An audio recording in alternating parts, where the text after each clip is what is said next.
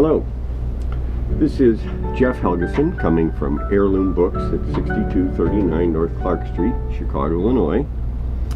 Today, I'm talking about a work that, like probably every high school student in America, I encountered for the first time during my junior year English literature class.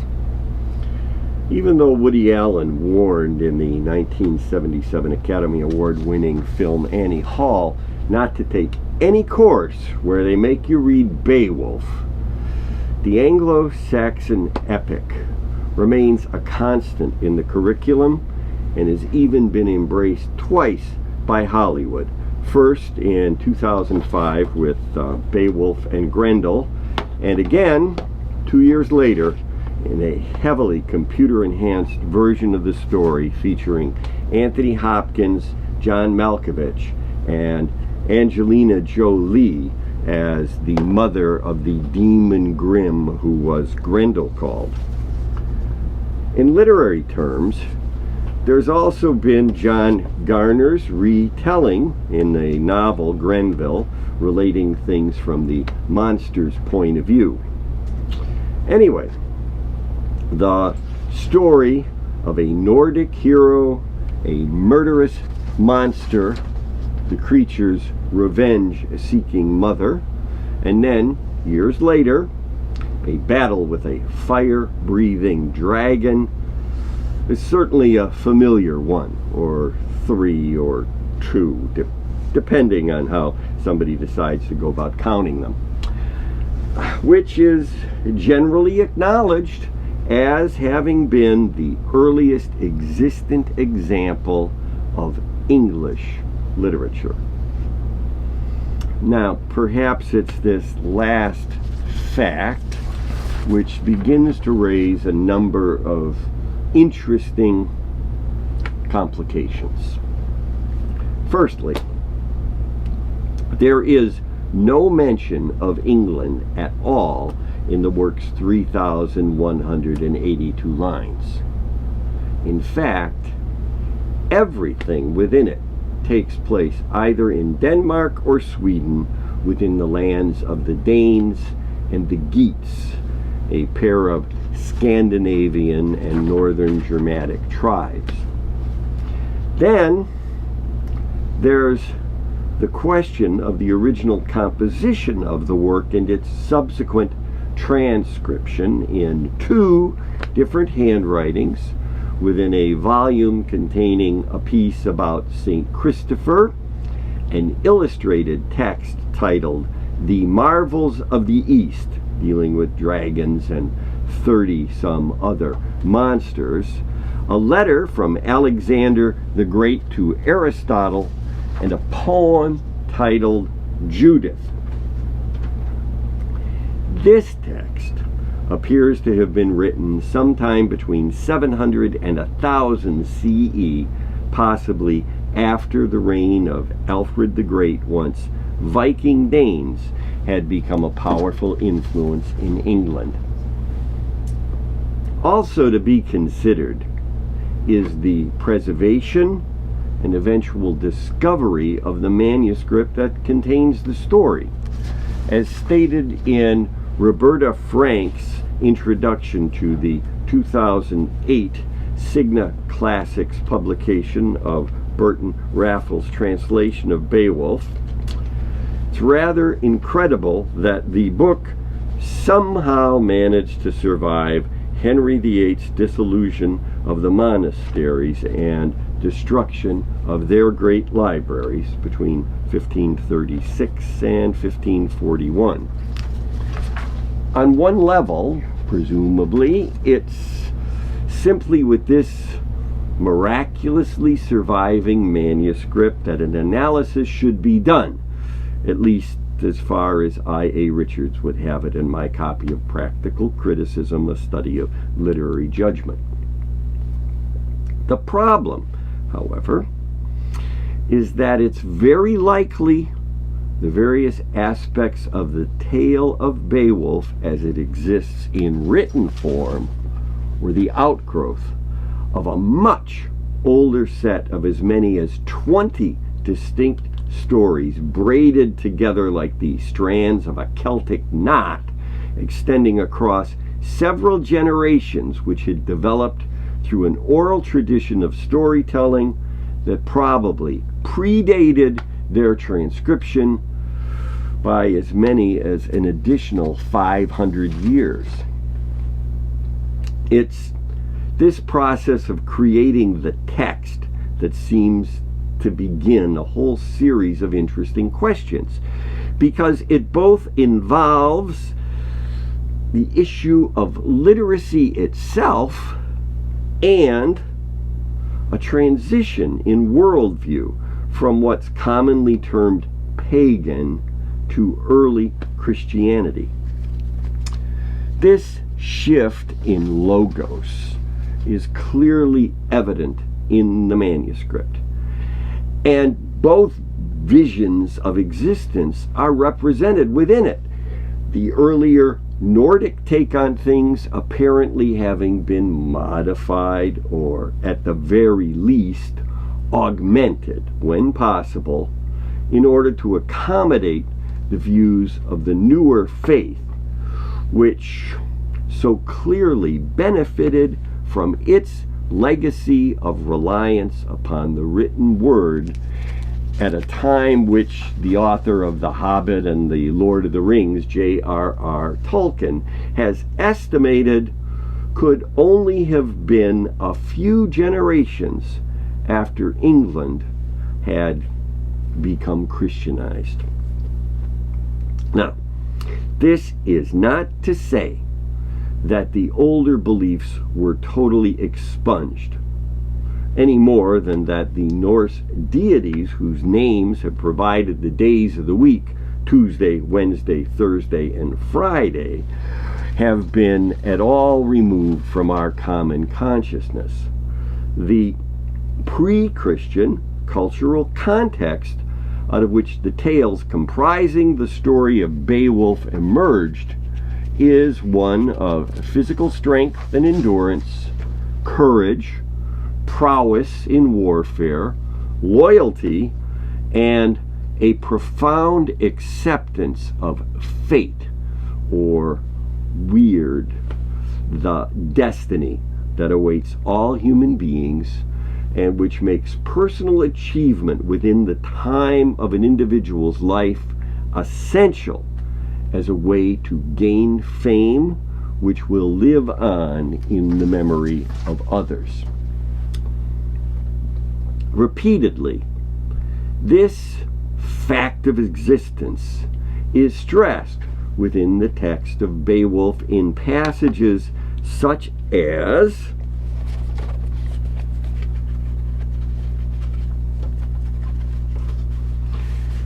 each of us will come to the end of this life on earth. He who can earn it should fight for the glory of his name. And your strength, your power are yours for how many years? Soon you'll return them where they came from. Sickness or the sword's edge will end them, or the terror of old age, your eyes darkening over. Death comes faster than you think, and no one can flee it. This is an entirely different way of understanding the nature of existence from much of what the anonymous pair of monastic 8th century scribes who produced the text sought to convey. In fact, within the manuscript, a gleeman's offering up of a Christianized story of creation from within King Hrothgar's newly constructed mead hall seems to have been what antagonized the monster in the first place. As the manuscript states,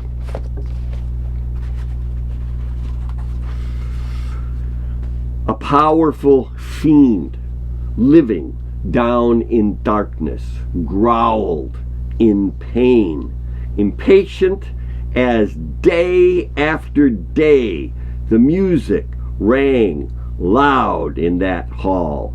The harps rejoicing call, and the poets clear songs sung of the ancient beginnings of us all, recalling the Almighty making the earth, then proudly setting the sun and moon to glow across the land and light it. This take on creation, in place of the Norseman's great ash tree at the center of the universe, which apparently had always existed, connecting the opposite elements of fire and ice and producing a mist out of which life had emerged, seems to have been far more than Grendel could abide. So it wasn't just the noisy neighbors that distressed him. It was what they represented as a way of viewing existence. That's what seems to have been the last straw, because it was then that the monster stirred. One or the other of the two monkish transcribers further explains.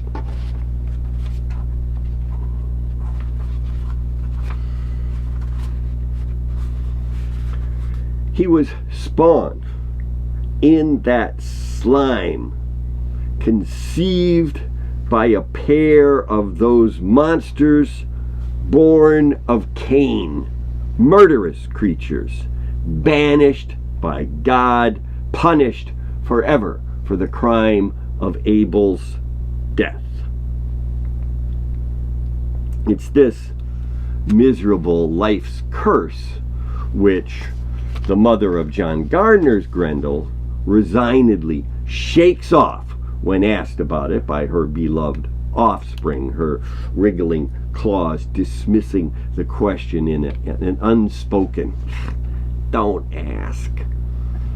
Anyway, there is clearly a clash of cultures going on somewhere between the lines, and it persists with Beowulf and his followers when, after 12 years, number of signs in the zodiac, and disciples of Jesus, they journey across the North Sea from the land of the Geats to aid Hrothgar and the Danes and relieve them of the persecution suffered at Grendel's claws.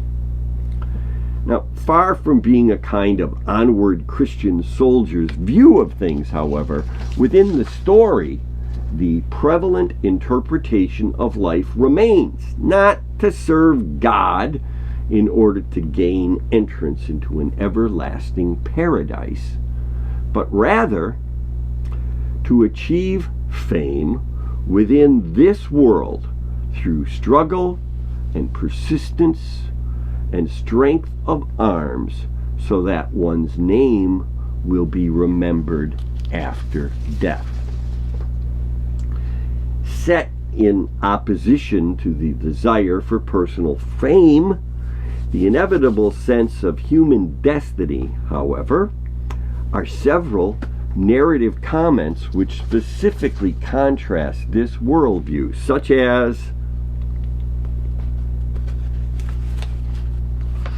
"And sometimes they sacrificed to the old gods, made heathen vows, hoping for support and guidance in driving their afflictions off, knowing neither God nor his passing as he walks through our world, the Lord of heaven and earth. Their ears could not hear his praise, nor know his glory. Let them beware those who are thrust into danger, clutched at by trouble, yet can carry no solace in their hearts, cannot hope to be better. Hail to those who will rise to God, drop off their dead bodies, and seek our Father's peace. The tension between pre-Christian and early Christian beliefs is evident throughout Beowulf, and in my opinion, this represents a historical shift in perspective at the time when the story was transformed from a fluidly presented oral and auditory experience to a fixed and therefore sustained textual one that may well have been specifically intended to incorporate Christian ideation within a well-known context in an effort to broaden its acceptance, essentially new sacramental wine in familiar old narrative bottle from the time when the British Isles were first invaded by the Anglo-Saxons and Jutes following the withdrawal of the Roman legions in 449 CE. These Norse people brought the stories of their heroes with them, as well as establishing such Anglo-Saxon place names as Sussex and Wessex and Essex and even Anglia or England. Geoffrey of Monmouth, in his History of the Kings of England from the early 1100s, under the name Beowulf, lists what has been thought to be the monster-slaying hero among the ancestors of the Wessex kings, which also happens to include King Lear and his daughters. And then, too, Geoffrey further mentions a Christian king of the Romanized Britons from somewhere near Wales named Arthur. The final section of Beowulf's epic begins with an impoverished Geat discovering a treasure trove that had been left behind by the last surviving member of an extinguished clan at the time of his death, which had then been found and come to be guarded by a fire-breathing dragon. When the desperate man took a bejeweled cup, not from desire but from need, the dragon came forth and began to scorch the land. In response, along with 12 followers, although not necessarily disciples, Beowulf, having by this time been king for 50 winters, ventured off to defend his people. Abandoned, however, by all but one of his warriors, the aging hero boldly engaged in one last fight and was ultimately successful in ridding the land of this new threat, but also fell mortally wounded, expiring in the arms of his remaining loyal follower, who then organized the construction of a giant funeral pyre, apparently not anticipating the resurrection of the body, its flames black and thick sending Beowulf's soul on high before a tall tower was erected in his memory, around which 12 of the bravest Geats rode their horses, mourning their beloved leader, crying that no better king had ever lived, no prince so mild, no man so open to his people, or so deserving of their praise. Next time, I'll be chatting up the topic of courtly love as represented in the Romance of the Rose and a few other works.